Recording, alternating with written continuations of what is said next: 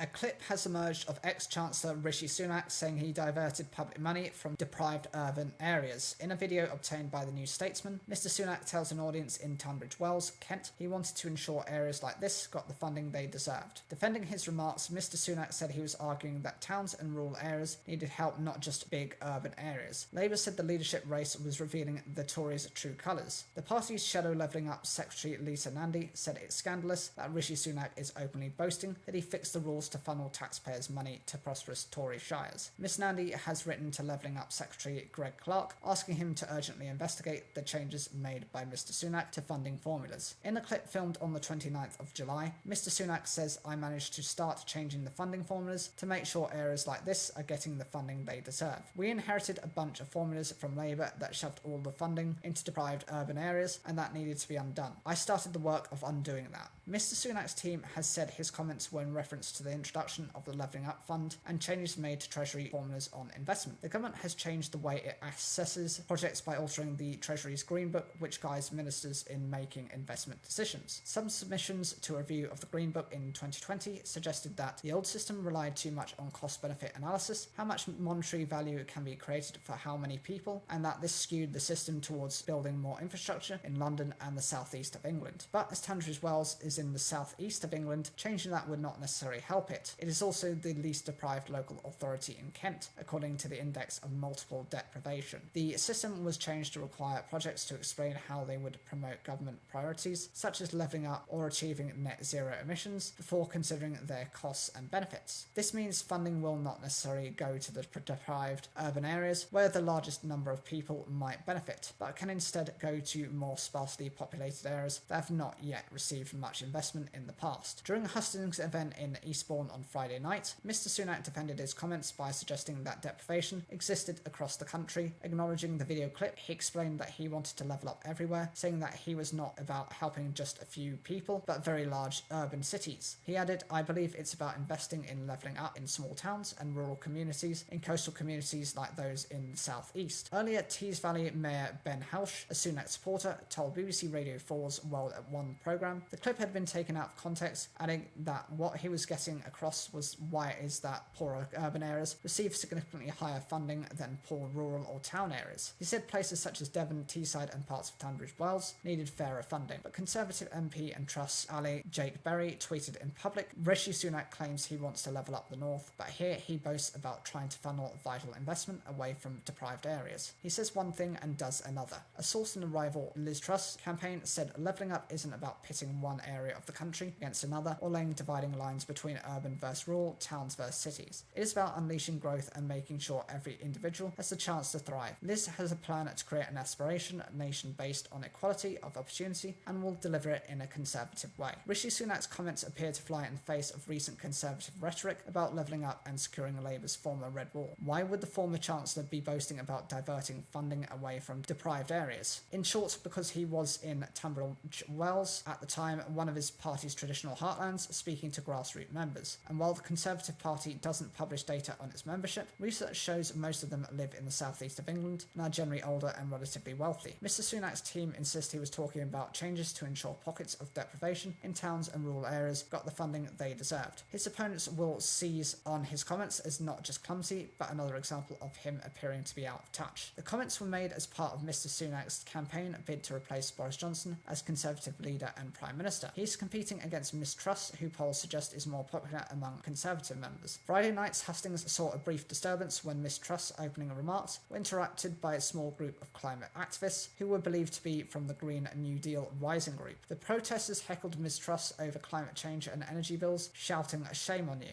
After the group was ejected from the event, Miss Truss took aim at what she called unfair process that disrupted people's lives. She pledged to clamp down on militant people who try and disrupt our country, whether from trade unions or environmental groups such as Extinction Rebellion. Another protester was later removed from the event after interrupting Miss Truss.